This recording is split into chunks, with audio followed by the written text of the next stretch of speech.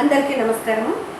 నిర్మల్ జిల్లా ముదోల్ నియోజకవర్గం బాసర గ్రామంలో ఉన్నటువంటి తెలంగాణ రాష్ట్రంలోనే ప్రతిష్టాత్మకమైనటువంటి సరస్వతి దేవాలయం లోపల మహాలక్ష్మి అమ్మవారి దేవాలయంలో నిన్న రాత్రి దొంగలు పడి అమ్మవారి కిరీటాన్ని అదే విధంగా హుండీని దొంగతనం చేసి తీసుకువెళ్ళిన విషయము మనందరం చూడడం జరిగింది। ఆ హుండీని కూడా పక్కకే ఉన్నటువంటి వ్యాస గుహ వద్ద పగలగొట్టి డబ్బులు తీసుకొని హుండీని అక్కడ పడేసి వెళ్ళిన విషయం కూడా మనందరికీ తెలుసు। ఎందుకు చెప్తున్నానంటే 6 సెక్యూరిటీ సిబ్బంది ఉన్నప్పటికీ అదేవిధంగా ఒక కూత వేసే దూరంలో పోలీస్ స్టేషన్ ఉండి కూడా ఇవాళ దేవాలయానికి భద్రత లేకుండా ఇవాళ దొంగతనం జరిగిందంటే నిజంగా చాలా దురదృష్టకరం।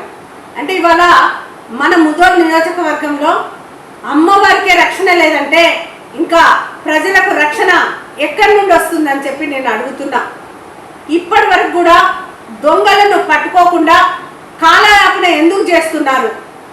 ఇవాళ వెంటనే ఆ దొంగలను పట్టుకోవాలని చెప్పి నేను డిమాండ్ చేస్తూ, ముఖ్యంగా ఈ తెలంగాణలో కాంగ్రెస్ ప్రభుత్వం వచ్చినప్పటి నుండి ఆలయాలకు రక్షణ కరువు అవ్వడమే కాకుండా ఎక్కడ చూసినా కూడా అమ్మవార్ల విగ్రహాలను పగలగొట్టడము, ఎత్తుకుపోవడము లాంటి సంఘటనలు మనం ఎన్నో చూడడం జరిగింది। ఇవాళ వీళ్ళు ఆలయాలకు 10 పైసలు ఇచ్చి డెవలప్మెంట్ చేసేది పోయి ఇవాళ ఎక్కడ కూడా ఏ దేవాలయాన్ని కూడా ఇవాళ డెవలప్మెంట్ చేసినటువంటి దాఖలా కనిపించడం లేదు। గతంలో కేసీఆర్ ప్రభుత్వం ఉన్నప్పుడు మన ముదోల్ నియోజకవర్గంలోనే దాదాపు 300 టెంపుల్స్ కి కేసీఆర్ గారు డబ్బు ఇవ్వడం వల్ల 300 టెంపుల్స్ ను మనము కట్టించుకోవడం జరిగింది।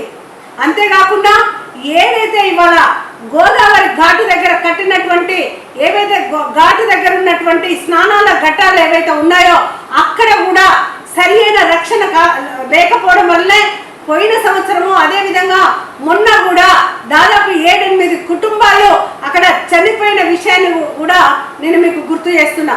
అంటే ఈ ప్రభుత్వం వచ్చిన తర్వాత రేవంత్ రెడ్డి హిట్లర్ అని గొప్పగా చెప్పుకుంటున్నాడు కదా, హిట్లర్ కి మార్గదర్శి అని చెప్పి ఎట్టారు।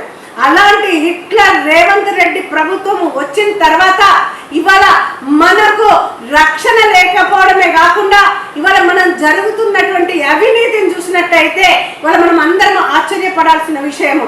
ఎందుకంటే ఒకవైపేమో ఎక్కడికక్కడ మైనింగ్, అదే విధంగా మొరాల్ని దొరకపోవడము, ఇంకోవైపు ఎక్కడ చూసినా ఇసుక దందాలు జరగడము, ఏ డిపార్ట్మెంట్కి వెళ్ళినా కూడా డబ్బులు పెట్టందే పని కాకపోవడము, ఇలాంటి నిజంగా చెప్పాలంటే వాళ్ళ ప్రజలు చాలా కష్టాలలో ఉన్నారని చెప్పి నేను మీకు తెలియజేస్తున్నా।